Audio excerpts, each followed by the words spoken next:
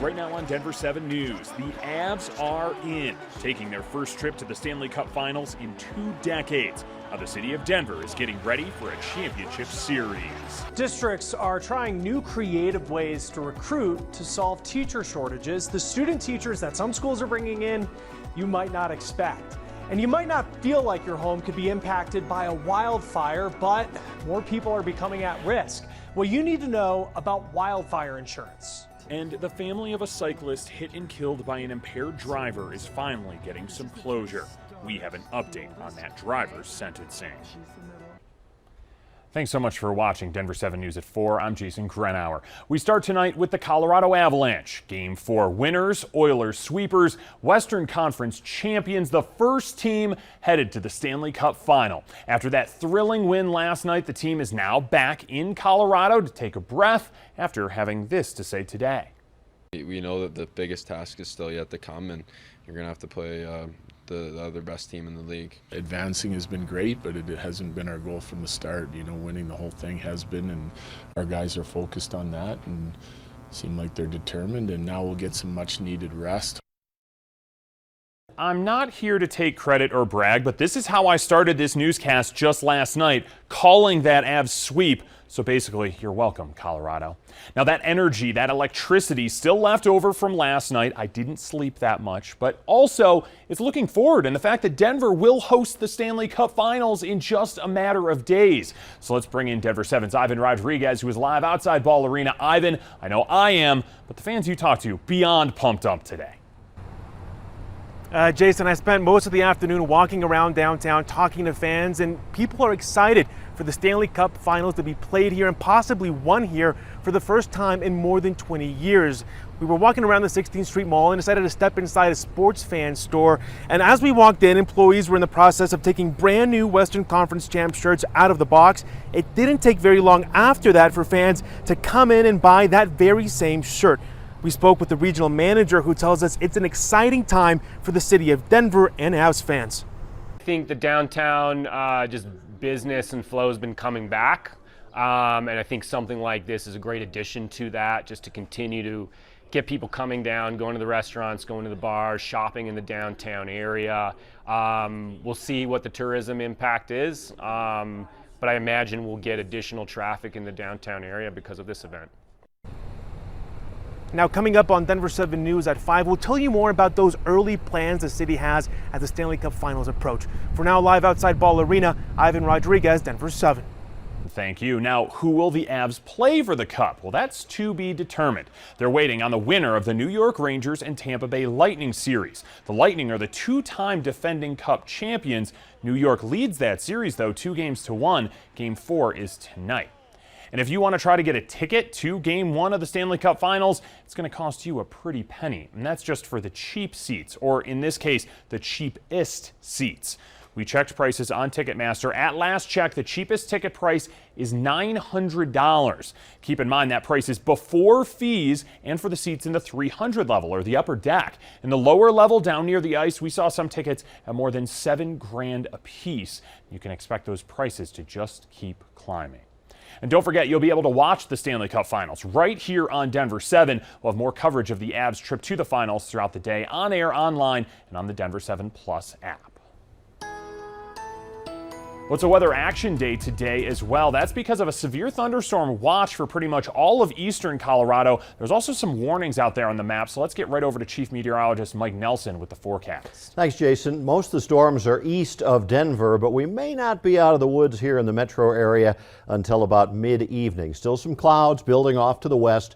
The thunderstorm watch does include Denver, Fort Collins, Greeley, all surrounding communities out across the Eastern Plains until 8 o'clock tonight. And we do have a series of warnings up in Washington County, down to the south in Lincoln County. These storms are moving pretty much due east, but they're also going to throw an outflow boundary back to the west. And what that may do is help foster some new thunderstorms forming close to I-25 later on this afternoon.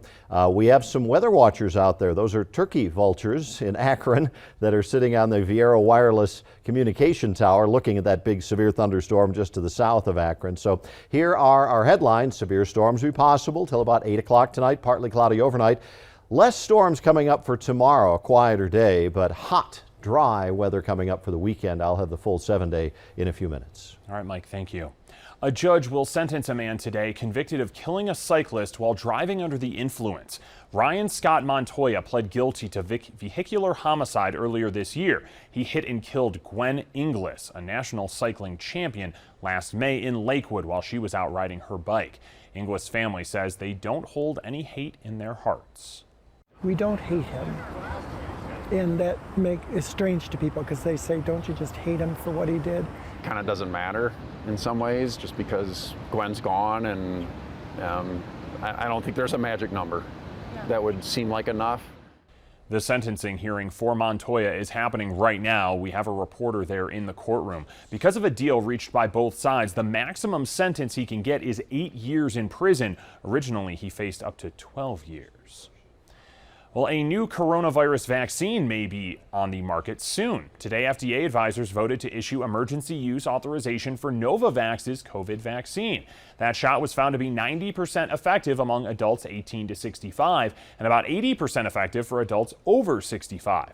The full FDA still needs to give it final approval before it can be given out. The Novavax COVID vaccine is part of the original batch backed by the government's efforts to distribute the vaccine. You might remember Operation Warp Speed. Now, it's made differently than the other COVID vaccines currently offered in the United States. This is a protein-based vaccine, and that's most of our vaccines are protein-based. The most common one that people get is going to be influenza. Novavax's COVID vaccine is already in use in Europe, Canada, and other countries. It was found to be 90% effective at preventing symptomatic COVID-19 among adults, slightly less effective for those over the age of 65. Now, with Novavax, you get 2 doses 3 weeks apart, a third dose booster after 6 months. Infectious disease experts say it is important to have different types of vaccine technologies. It gives people the opportunity to mix and match and see what the best combination is, because we're going to have to craft an ongoing vaccine policy for COVID-19 and its variants. So having more than one choice and more than one option to mix and match to find the optimal way to protect people, that's also going to be important.